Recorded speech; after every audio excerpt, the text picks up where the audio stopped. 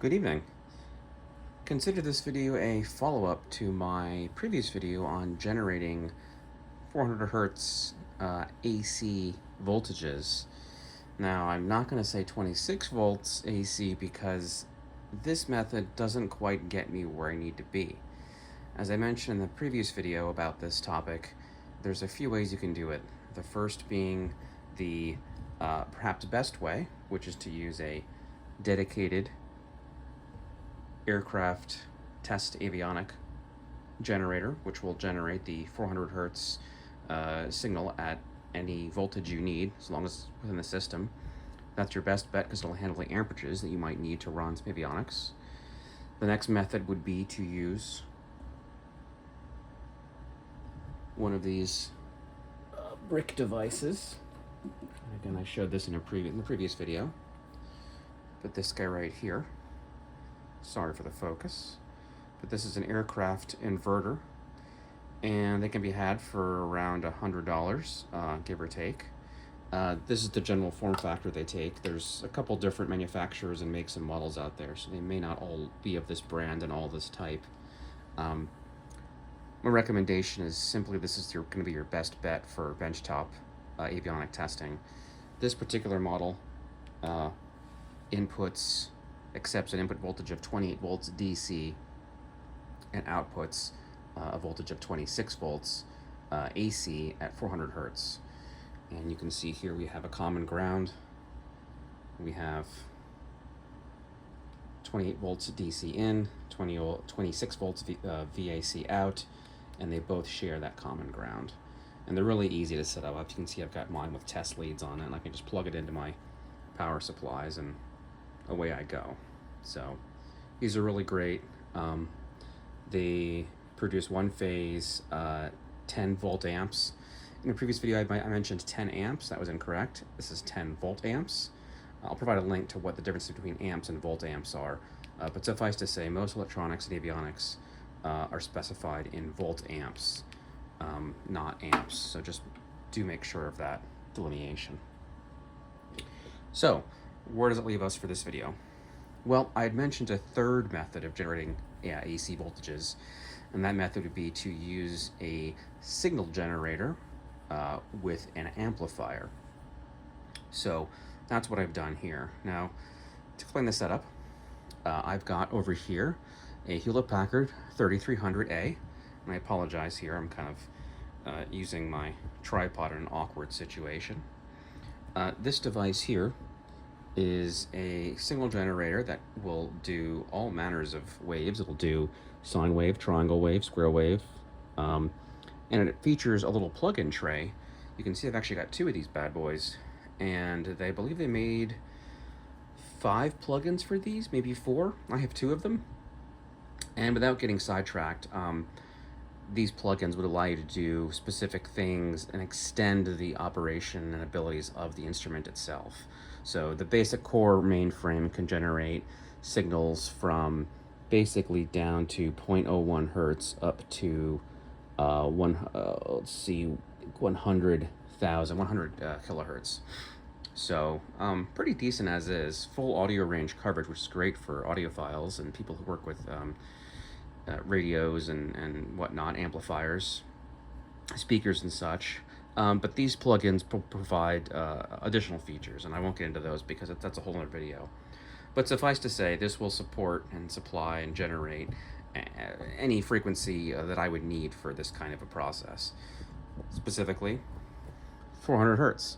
So what I'm going to do here is I'm just going to adjust the input, and I apologize for the awkward reaching here, but you can see how on the meter and on the scope I can go way down. So this is my signal generator, and so this again can be used to generate the 400 hertz signal. So why can't you just take your avionics and plug it into your signal generator? Well, the first reason is that these signal generators provide only a few volts of output. This particular one open circuit, meaning with no load, can do, I believe, 32 volts, which is great, but as soon as you put a load on it of any kind, it'll drop down to around 3 or 4 volts. So, and that's by design. That's just simply how they designed it. Again, designed more for audio work and not necessarily powering, it can be, big, powerful, hungry electronics. So you have your oscillator. That's basically what this is doing. This is generating that 400 hertz signal. So the goal, of course, would be to amplify that signal. And how do you amplify that signal? Well, you can do it a few ways. I've read that folks will use car audio amplifiers, the kind that go in the trunk and you basically amplify your speakers. Those have issues. I've never used one before, but I believe you have to find the right one, and I don't really know about that much, but that's one option. Now, what I have here is also a lab power supply. This is a Hewlett-Packard 6825 bipolar power supply and amplifier. This is a really neat device, and by bipolar power supply, what that means is when in power supply form, you can generate with this knob positive and negative voltages on the fly. So if you think about reversing the leads on your multimeter or your power, and you can get positive voltage and then you get negative voltage.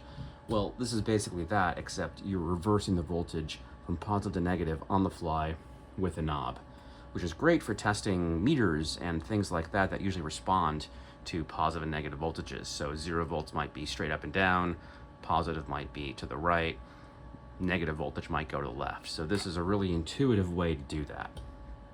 Anyway, that's a bit off topic here, but what I've got it now is set up in amplifier mode. And I know it's a little hard to see, but this is capable of generating up to around 16 volts AC, and theoretically should support 1.6 amps worth of current.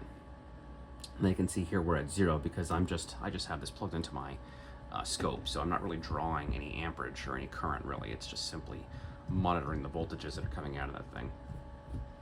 So what are you seeing here on screen? Well, you can see that I've got 2 signals, channel 1 and channel 2. Channel 1 right here is my input voltage. This is strictly what the signal generator can output. So if you see here with my cursors,